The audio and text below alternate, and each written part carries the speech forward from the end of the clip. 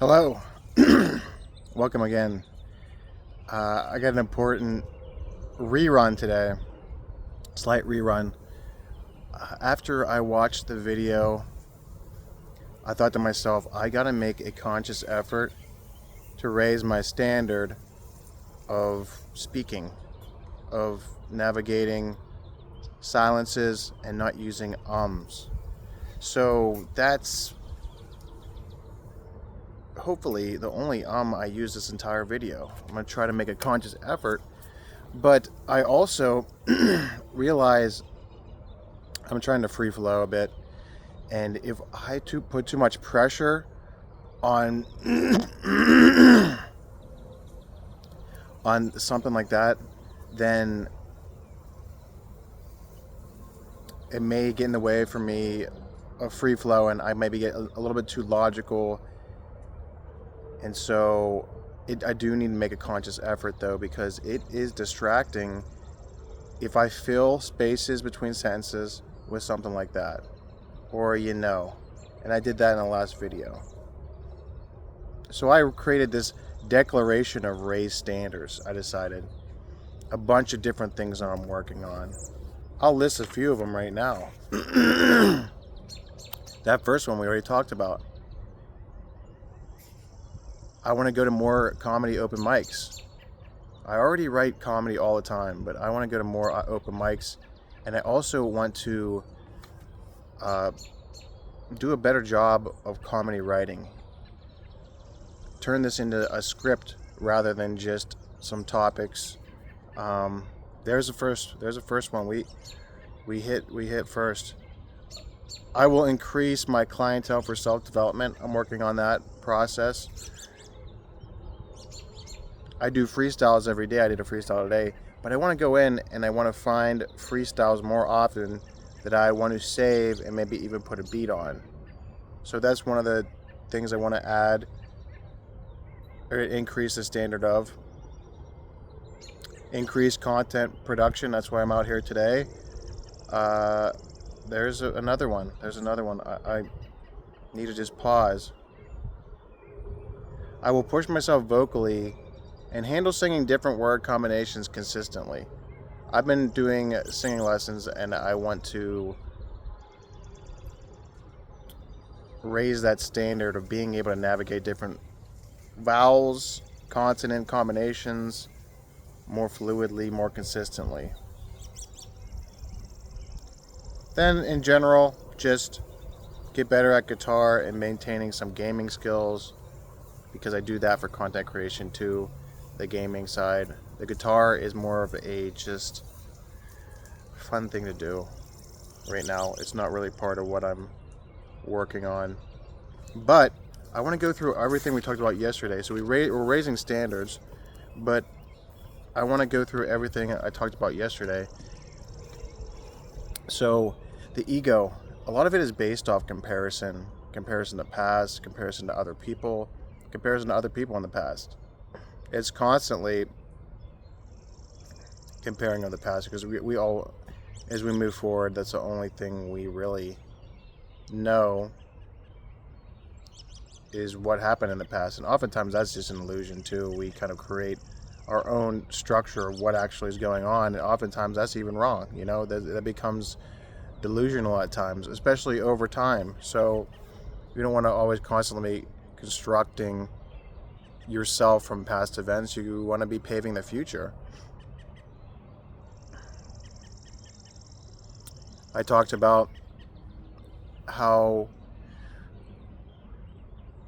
as we kind of create a new identity, we're met with a lot of restriction for ourselves. Oftentimes we're putting pressure on ourselves to access a different identity. And that's why it's an ego. If it's fragile, it's an ego. If it's built up off of a lack of structure, that's where the ego is. If it's built up off of comparing yourself to other people around you, whenever you enter a room of random people, oftentimes you'll suffer.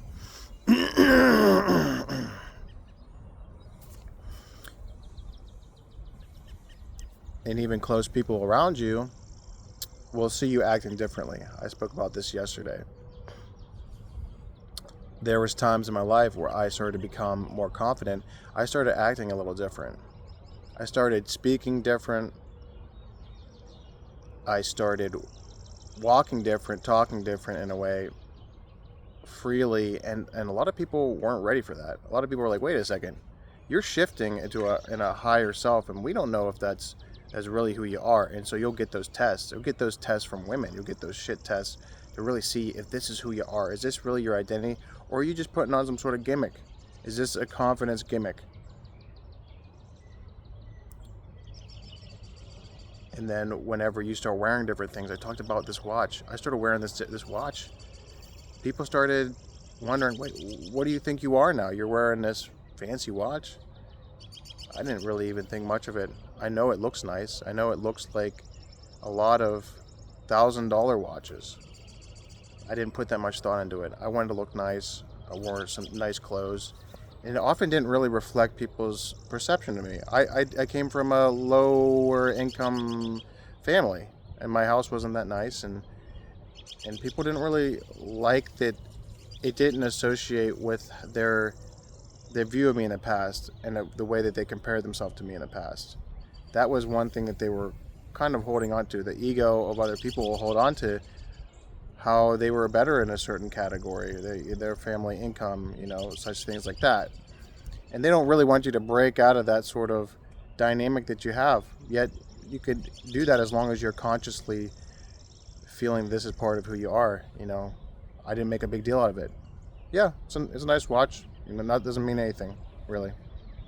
If I was trying to explain why I can wear a watch like that, or explain how, then it's just not who I am. I don't need to.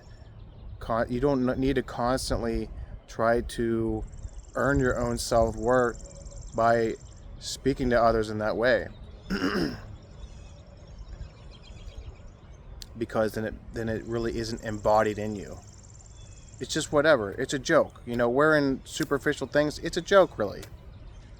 And that's how you enter a stage of enlightenment, whenever you realize this is just whatever. What's really important is how you view yourself. And that's how you go beyond the ego. That's where you embody this side of yourself, your best self, your higher self. And there is novelty in being congruent with a high self. Whenever you walk into a room and people think, oh, this guy's got an ego, this guy thinks he's hot shit. But whenever you are just congruent with it and you continue to just be different than everybody else, be novel in that way where you're acting a certain way that isn't exactly part of system protocol, but it's actually novel and it's enjoyable, it's funny. That's the first you made it pretty far. There's another. So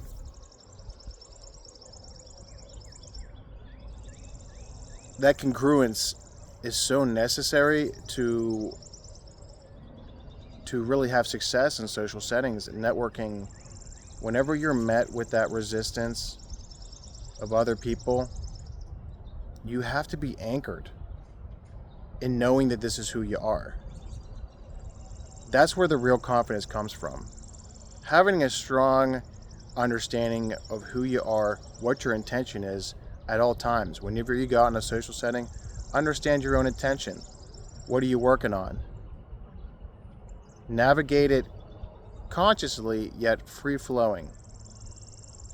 Having a different awareness than most other people have in a venue will change the way people see you. If you have an awareness beyond yourself and your pattern and beyond your own ego, all of a sudden you can connect with people. You can push aside that fragileness of needing to compare. And that's whenever you're developing something beyond the ego. That's when you're developing some real confidence. And that is beautiful.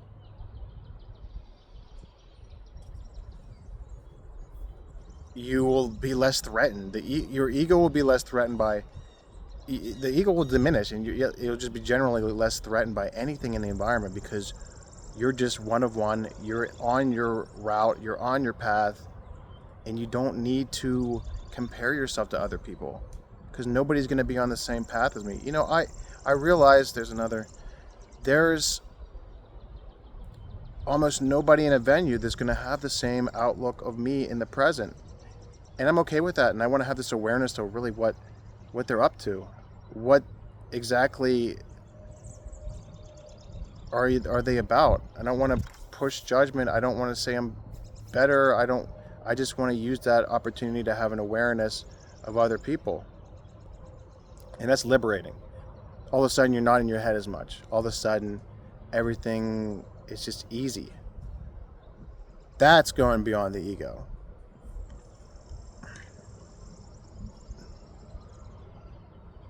I talked about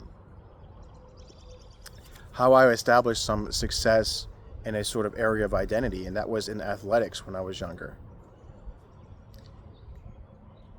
And for a time, I wasn't having success in athletics, even though everybody knew I was capable of doing amazing things on the soccer field. Everyone on my team, it wasn't real yet, and it wasn't a threat to some of the people's egos until it happened in game. And all of a sudden, I had a very big game in the biggest game of the year. I dominated. I was clearly the best player on the field, no matter what team. There's nobody out there that's going to say differently, except the people that were comparing the ego.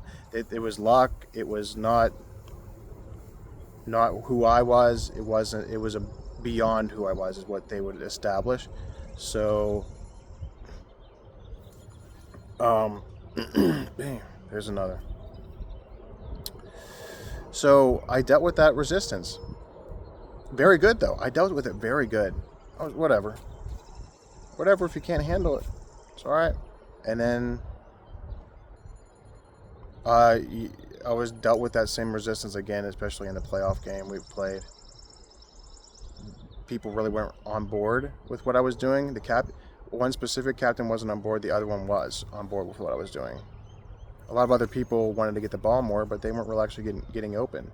And I was creating tons of space for myself and opportunities for myself, and there wasn't opportunity for some players to excel in that sort of environment of strict competition.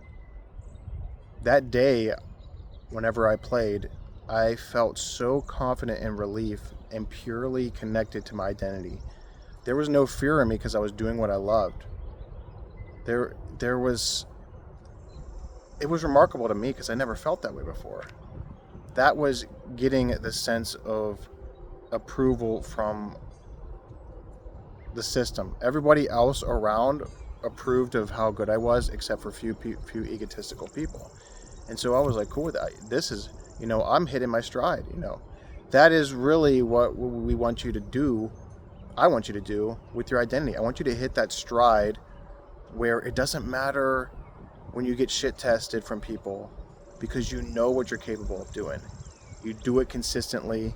You do it blissfully, strategically, and it's not an ignorance. It's not just an unconscious movement through a venue. I did that for years where I was unconscious about this. I was going through a venue, drinking, didn't really have the intention. My intention was just to get tipsy and make people laugh and have fun, which oftentimes actually worked, but it wasn't real. It wasn't exactly true to an identity. I wasn't building an identity. It was fragile. I got to be honest. It was fragile in that aspect. My other identity when I was younger, when I was in athletics, was not as fragile, even though it was kind of in a category, stemming from a certain category. Anybody that I teach, I want to stem this from where this game is played, when in social settings, in networking, in business. That's structuring that identity and what you're capable of is going to be very important. And that's where there's a danger of balancing confidence in external approval. That's fragile. My best example of that I used was Tiger Woods. Tiger Woods used to flip his club after hitting amazing shots. Now he takes an amazing amount of shots and flips his vehicle, his SUV. The guy was on top of the world. Confidence in himself, I think eventually it was anchored in the external. All of a sudden, that confidence that stemmed from who he was eventually deteriorated because he didn't really view himself in who he was very confidently, I don't believe anymore. And now he turns to drugs, dissociating, and loss of sense of identity. I think that's why he drinks and is in the path that he's kind of been on for years. I wish I could help the guy out. I wish he could take I wish he could use some of my intuition. I could take his hand, just like I want to take some other people's hands and show them a way to strongly structure themselves on a new intention every day. And being okay with that intention. An unwavered intention when you know that is what your role is. That is your dharma. Inspiring people, mentoring, teaching them. Tiger has a great opportunity to do that. If he anchors it in that and that's who he wants to be, that's a great identity. Whatever his identity wants to be, it seems as though it's going away from a professional athlete. I think a lot of professional athletes suffer from this very same thing, where they have so much external approval. Unfortunately, they just become so used to that. It's a cycle in the system, and all of a sudden, they appreciate that pattern instead of creating a. They will actually, I guess, subtly become needing of that pattern. And that's one thing that's part of the ego is we have these different patterns. I believe, tigers strive for a sense of significance, a sense of showing what, a black person is able to do in a predominantly white sport. Or, that's just, I don't even know if that's true. But there's these patterns that people operate out of, and it'll become a part of the ego. A need for power, a need for control. That's in the same sort of category. A need for significance, a need for acceptance within a small group or a person, and then a need of approval from a system.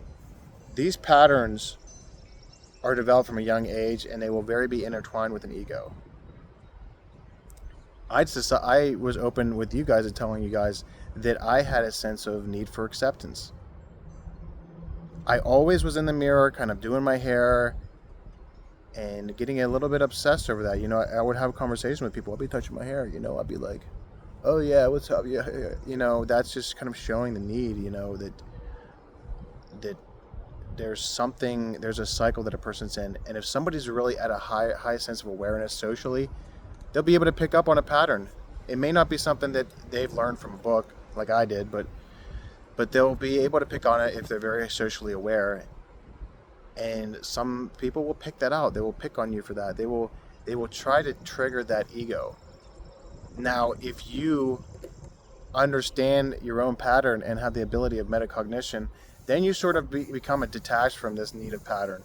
When that's the one way that you can sort of navigate this part of the ego, part of this sort of pattern, this establishment from the past, this cycle that you're in, is by just being aware of it. Whenever I get a little bit too into what I'm wearing, I have to detach myself. Whatever. I'm going to put those clothes on. I'm going to go out. Don't look in the mirror much. That's not part of what you're focused on. Disrupt that pattern. And then being okay with the pattern, as long as it's healthy. I'm comfortable with telling you about that pattern I was in. I might be still in a bit. I feel like there is a bit of a tendency for me to be a little bit worried about how I look because I'm not as good looking as I was when I was younger. So there is a sense of this pattern still. There's a sense of a pattern of significance where I try to speak my mind, and even in my freestyles, I'm trying to push a bit of an agenda, a bit of an angle And that kind of disrupts the free flow. If you start putting pressure on things, you no longer elevate above them. I see that right now with so many people that adopt political views, adopt an agenda. They can't seem to rise above, and it ends up controlling them. It ends up being a pattern.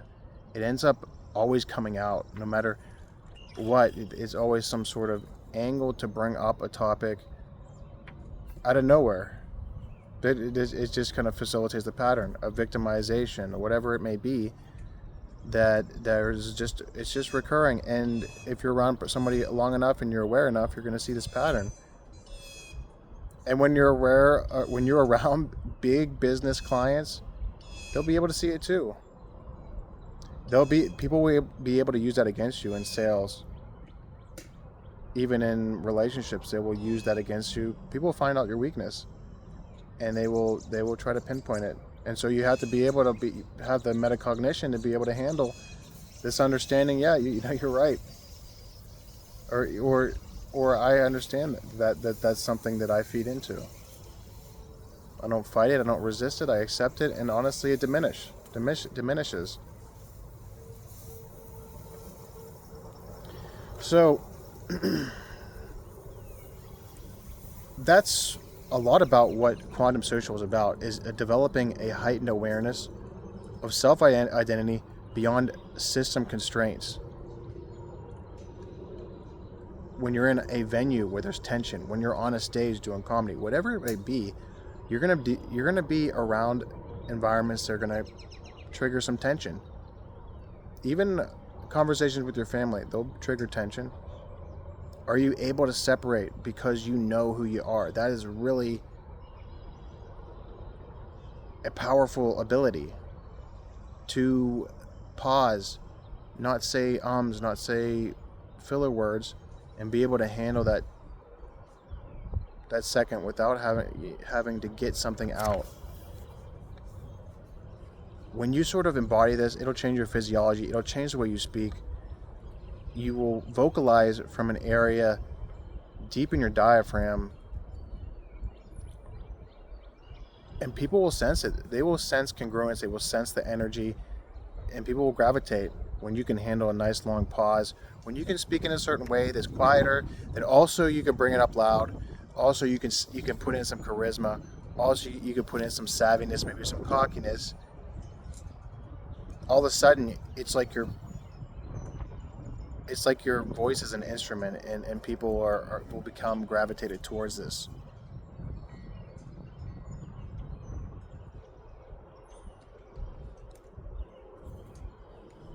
And this is available to everybody. This really is available to everybody. For some people, it may take more time than others, but I believe that anybody can make great strides towards navigating and becoming closer, synchronized with who they are, to love and appreciate that sort of side of identity that they don't even normally think about. All these different things that happen with you outside of a profession, all these savvy skills that you have and components to who you are, I want to bring those out. I want to bring those up and make sure you know that's part of who you are, and that's part of how you raise your standards, by appreciating those parts of you. Accepting the differences, accepting that most people won't resonate with it. And this is possible for everybody. Most people probably won't want to sit down with you like I do and really explore this and really inspire. They don't really want to take the time, but it happens to be a part of my identity. It's just kind of something that came about. Years ago, I wanted to help people romantically find a better way to express themselves, like I am right now. A lot of this is about social success, relationships, networking. All these are intertwined. All these are a basis of your confidence level that can really help you see your true potential, help you raise your standards in life.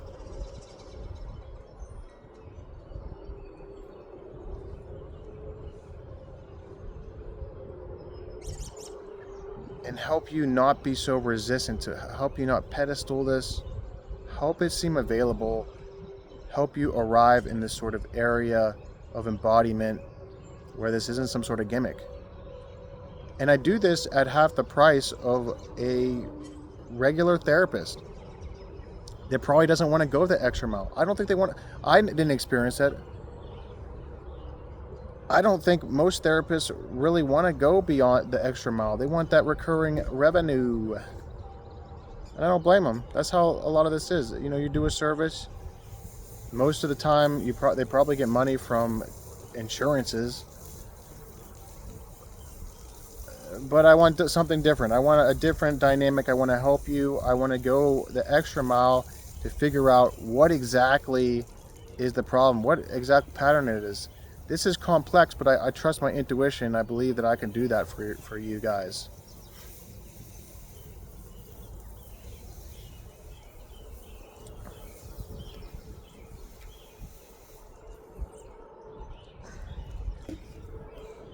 There is this sense of being the anchor around when so many people have a fragile sense of their existence.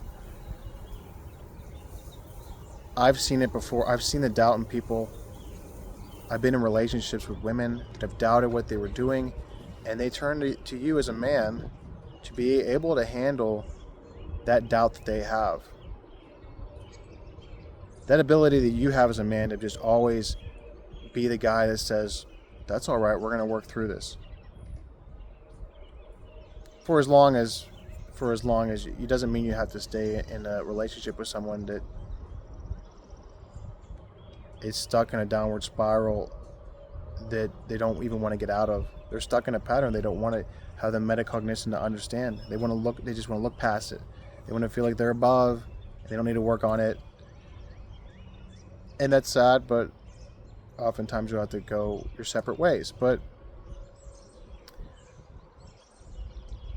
that ability that you can create to be an anchor for so many people around you that are struggling is so powerful. I want to be the guy that when my parents may be passing away, I want to be able to look them in the eyes and tell them that everything's going to be all right and actually believe that. So to be the anchor for someone that's in need is such a powerful thing. That's what Quantum Social is about. It's about being anchored and being to separate from whatever's going on in other people's lives. Easily to find the solutions, to be willing to look at different ways to speak to people that just have a different reality, whether they're very religious, no matter what the religion is. I believe I can speak to that. I may not understand all the parts of the Bible, all the different scripture, but I can speak to that fundamentally and willing to speak with anybody on whatever they're going through. And even lately I've raised a standard where I was so very logical. I didn't really believe in so many different spiritual things, and I went through a spiritual experience and an ego death and a psychosis that was very, very powerful, and taught me a lot, and taught me that there's something else going on. There was like a battle between my soul and something else for like space in my body, really. I really believe this. I experienced it. I'd experienced thoughts that weren't exactly from me. And we made it pretty far without that many but that experience showed me that there's something powerful going on, and there needs to be spiritual work for me. So I started doing meditations. Now I went from just listening to meditations to saying I could do this. I went from this area of doubt in my life before I became handicapped, where I never thought I could do that. I thought I could do amazing physical things, and that was where I was truly brilliant at the time. Then I went through a shift, and now I'm like, yeah, I could freestyle rap now. I didn't believe I could. All of a sudden, I started trying. Oh, I'm actually getting pretty good at this. I'm singing now. I would always sing, but I never thought I could raise the standards. Now I'm raising the standards. I'm doing content now. I'm trying to raise the standards of how I can talk to people. It's a multifaceted approach to elevating to a higher sense of who you are.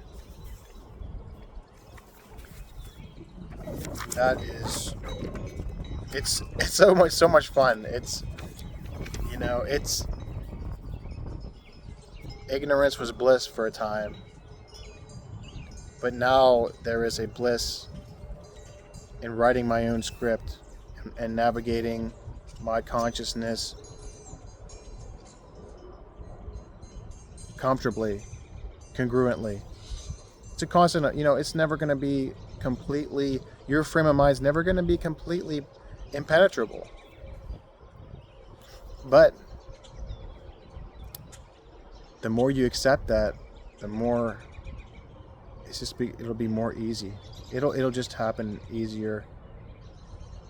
There's so many different ways I believe you can change your life, and I'd love to help you out. So you just have to contact me below. We can work something out.